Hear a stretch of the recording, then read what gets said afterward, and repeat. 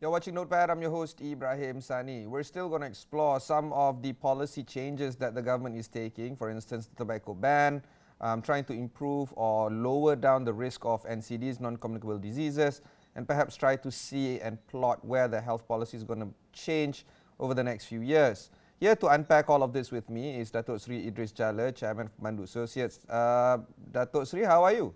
I'm very well, thank you. And yourself?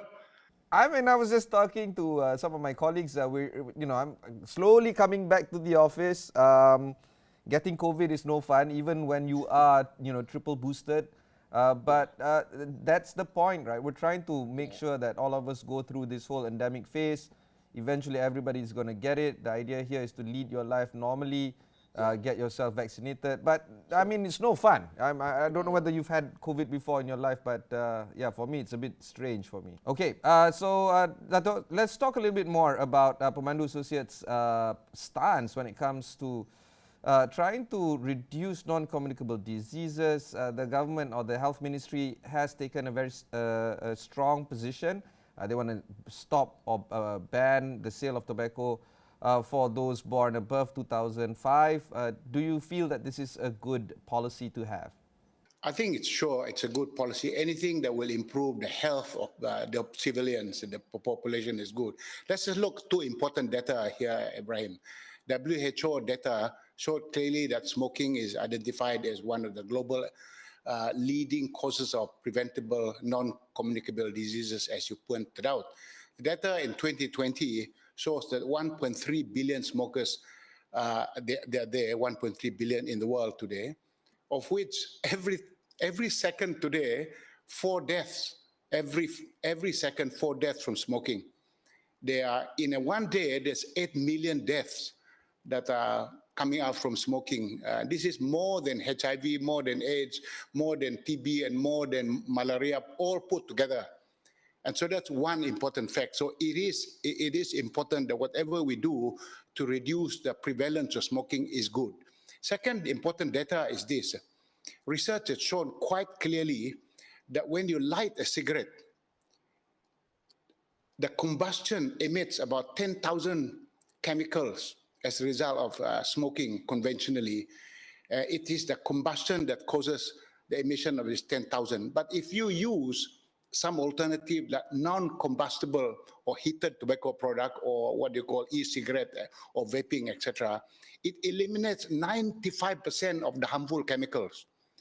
So in other words, cigarette smoking is harmful, but there are alternatives that are less harmful. That means 95% of the harmful chemicals are eliminated as a result of the alternatives. So I would say those two important data are very important to inform public policy on what we need to do globally. So I do believe that efforts to reduce the prevalence of smoking is a good thing. But the question is how you go about doing it. As a person that is still addicted to smoking, I've been trying to quit, and off and on it has been successful, but there are moments of relapse. The idea here is to quit altogether, but it's not that easy. Yeah, not easy. But, I wouldn't want my children to be smokers. I don't want them to be on any form of cigarette, e-cigarette or otherwise. And I feel that the government must take strong measures in terms of stopping cigarette smoking altogether, whether or not it's combustible or otherwise. Do you feel that there has to be a two-pronged approach when it comes to trying to address this problem to current smokers, those that are allowed to smoke, for instance, above 18 years old, versus younger Malaysians, just stop the sale altogether? I think if you look at the data today, it shows Malaysia is following one track. And there are many countries, there are 180 countries who've signed, if you like, the WHO framework for control of tobacco, 180. Malaysia is one. If you look at those countries, there are few countries that have made some successes. And so the successes we have to look at. I would say Malaysia need to learn from those countries that have been successful. I would say there are 3 countries that are very successful in reducing it. To the point you said, how do you convert people, get them to quit smoking? UK is one, New Zealand, and the other one is Japan. And they have reduced very drastically the prevalence of smoking. In the UK, it's 14.1% prevalence today. New Zealand is 13.4%.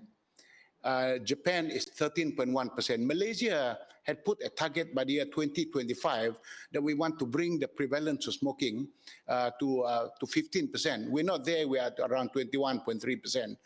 But we have not been successful. I think for us, it's very simple to follow the best practice. Let me describe what they are. The best practices of these countries like the UK, New Zealand, and Japan, they have three-pillar strategy. The first one is, if you don't smoke, don't start. So that means a lot of communication that's required to educate people so that they understand before, when they're young, that they don't smoke. So the communication, education is key for the first pillar. The second pillar, if you smoke, stop. There must be efforts and methods and strategies that's available for smokers like you to be able to stop. And so there must be policies, strategies to encourage people to do it. But as I said, we don't have to reinvent the wheels, learn from New Zealand, learn from the UK, and learn from Japan. And then the third one is, this is the very important one. If you cannot stop, switch to less harmful alternatives, such as heated tobacco products, such as the electronic nicotine delivery systems, or vape, if you like. So switch. What was found is that in the UK, for example, for those people who have been smoking, such as you, in the last year's report, this is the Public Health of England report, the quit rate amongst smokers who use the alternatives, such as the electronic nicotine delivery systems or the heated tobacco product, in the UK, 59.7% of them quit within 4 weeks. This is the real data from the UK. This is the Public Health in England report last year. So it shows that half of the people who attempt to use this actually are able to quit smoking within 4 weeks. Now, the data also show that if you have the aid of a licensed medicine, that means you've been to see a doctor, the doctor prescribes you some licensed medicine, together with the electronic cigarette or the heated tobacco product, the quit rate within the 4-week period even jumped to 60 to 74%. So I would say today, Malaysia need to adapt the practices of these best practice countries. Our problem today is that our policy is only two-pronged. That means if you don't smoke, don't start. If you smoke, stop. But it doesn't have the third pillar, which is if you can't stop, switch to less harmful alternatives.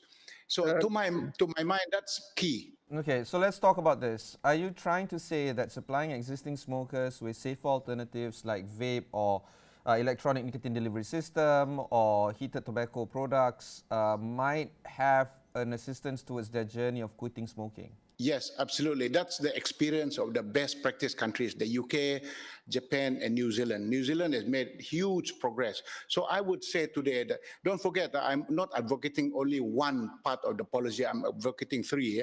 Yeah. First pillar is that if you don't smoke, don't start. So a lot of education needs to come in. Yeah. And if you smoke, stop. And if you can't stop, then switch to the less harmful alternatives. Then eventually you will stop as well. Let's talk about some of the possibilities of us not approaching this policy in this three-pronged approach. You were talking about smoking prevalence is currently at 21.3. It's actually declined from 23.1. We're targeting 15 in the next few years, and then perhaps even achieving our target of prevalence target of 5% over the next 1 decade. Do you feel that this downward trend might not be achieved if we don't have a more holistic approach on how to deal with this problem? If we continue as we are today, we will not achieve the 15% prevalence by 2024. In fact, WHO itself has predicted that based on current trend, we may only be able to reduce to 19%. That's WHO's prediction for Malaysia. If you continue that linear regression and then you do a straight line based on that historical record, we can only achieve 15% reduction by 2042. And so we really need to come and change the approach. As I said, we don't have to reinvent the wheels. you pick the lesson learned from all the best practice countries. New Zealand is a case in point because their prime minister has already announced, very much like our Minister of Health, YB Khairi had announced that the generational ban, which means to say that those people who are born after 2005, they will not be allowed to buy any cigarette and they're not allowed to smoke. But they have followed the three-pillar approach, and they've been very successful at doing it. So there is hope, but we cannot do a piecemeal approach, and we can't do it the way in which we do it today because it's not delivering the results that we expect. All right. We'll go for one short break before we continue our conversation with Datuk Seri Idris Jala of PEMANDU Associates.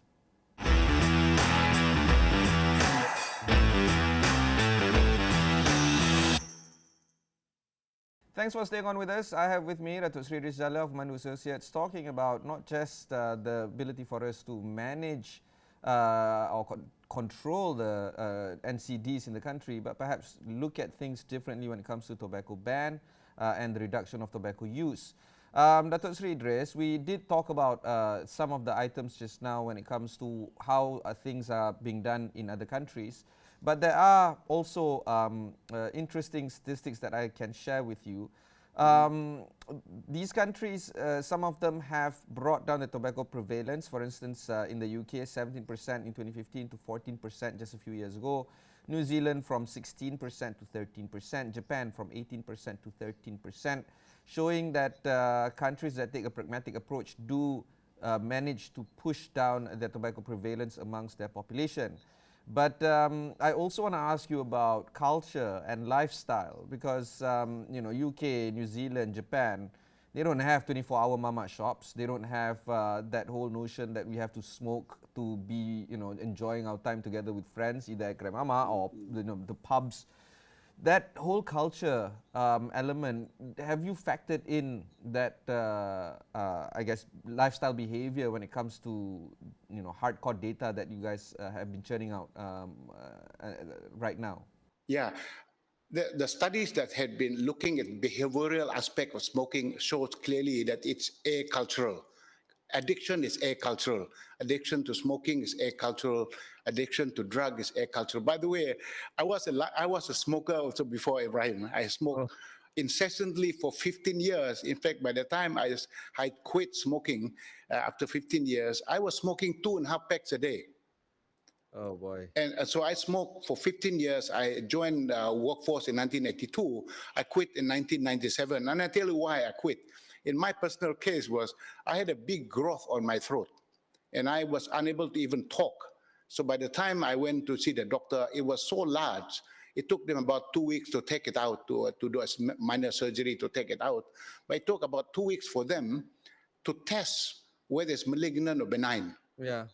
And within the 2 weeks, I made a covenant with God that if I'm given a second chance, that I don't have this thing that's only benign, it's not malignant, I will never touch a cigarette. So for 25 years, I've never touched a cigarette. But you see, the reality today is that addiction is very difficult to kick. And so if you follow the normal approach, in my case, because I had this medical scare and I was able to stop. So the culture, if you like, the mama shop that you referred to in the UK, they're at the pubs. In Japan, I studied for a while at Sophia University in Tokyo. When people finish their work, you know where they go? They don't go straight home. They sit around at the pubs too, and they are full of smokers there in Japan when I was there in the 80s. I was studied in Sophia University. And I mean, the people were really smoking, so they have a different culture. But I would say, generally speaking, that addiction is acultural. Let's finalize this conversation moving forward. The pragmatic approach that you see does take into the three-pronged pillars, but let's talk a little bit more about the role of tobacco companies. Many of them are, of course, taking the position that they do not want a tobacco ban because it does harm their business model altogether. But do you feel that it is important for us to try to see where the tobacco companies stand on this issue? Do you think that taking in their viewpoints is also quite important for us to address this problem holistically? I think that as a country, we will have to put the policies that are clear and making sure that the tobacco companies adhere to them. And so, as I said, there are many, many examples of those three countries that we can follow. Communication is key. And so if you take an idealist approach, that means stop smoking. If you don't stop smoking, you die. But you don't take the realization that there are many people who really cannot just stop smoking quite like that. So if you start to do that, you work with communicating it today. Because in Malaysia, we simply ban the aspect of advertising and the communications associated with smoking. So people are very ignorant about the alternatives, how the alternatives are far better than conventional cigarette. I would say today we can do differentiation for the tobacco companies. So for example, if people smoke a particular type of tobacco approach, conventional, then the tax should be higher for those. And of course, companies, the tobacco companies may not like that, but if the ones that alternative, the tax can be less. So I would say differentiated policies are needed to make sure that people switch to the less harmful alternatives. So the tax need to come in, the communication need to come in, the enforcement need to come in. I worry very much that if we don't do proper policy with the announcement of the generational ban, you know what will happen, Ibrahim? So many people will turn to black market. Today in Malaysia, in 1 year, there's 11.3 billion sticks that are illegal, that are illicit. The only number of sticks of cigarette that are legally sold is only 6.8 billion. So you can see today, if you don't have a holistic approach to deal with this, the generational ban that we put there will not work because people will switch to the black market. I would say that, yes, the policy is good, but we have to learn from the best practice countries. All right, but let's fall back on that enforcement issue. That has always been the case, not just for cigarette smoking or illicit cigarette, everything, right? Even in my industry, Datuk Seri, people are still using, set-up boxes that are illegal and watching, TV shows that are not particularly sanctioned by the government. And, people don't mind doing these things because there's no reprehensible behavior from the authorities trying to, curb this kind of illicit behavior. Again, as much as I, hate to point this out, but this is a problem for the authorities to pick it up. Do you feel that, enforcement is going to be a big conversation moving forward, not just about the policy, but that whole enforcement part? Enforcement is absolutely important, but enforcement must come with proper education. It must come with all the other things like tax, for example. If your excise duty, which is in the case of Malaysia, very high excise duties, and other countries within the region have much lower excise duties, immediately you know there's a room for black market. Then there's a lot of opportunity for people to arbitrage. It's very easy to bring them through black market. So the enforcement is key, but not just enforcement. The policy must be right, that all the implementation associated with the holistic policy is right. For me, I really believe that in government, we must learn from the best practices of the other countries. Let's not just look at our own footprints. If you look at your own footprints, you will never move ahead. So you have to look forward and look at countries that have proceeded before you, successfully before you, and then follow the path that they've led. And my urge to the government is that please look at the examples of the UK, New Zealand, and Japan, and then learn from those practices, put them inside our policy so that we can then deal with this scourge of smoking. All right. Datuk Seri, final point, just to recap, what would be some of the ideas that you want to share with us when it comes to the policy stance that you feel should be a good idea moving forward? As I said, you have to engage the UK, make a call to the UK, make a call to New Zealand, and make a call to Japan, and then that's the first step. And then you find out their policy. Really look at the policy. I mean, it's not rocket science. And then you can then find a way how you can adapt it to the local environment. And that's not difficult to do. Even the legislation is there, the tax laws, how they allow communication. All of those things are available inside there. So that's where the starting point is. All right, thank you very much. That was Datuk Seri Idris Jala, the Chairman of PEMANDU Associates. If you missed any part of this interview, just head on to astro.awani.com. Look for Notepad over there. You can also look for more resources on the tobacco ban that the government is trying to do and the kind of impact that it has, not just on the current smokers right now in the country, but perhaps even future generation as well. Until then, thanks very much for watching and goodbye.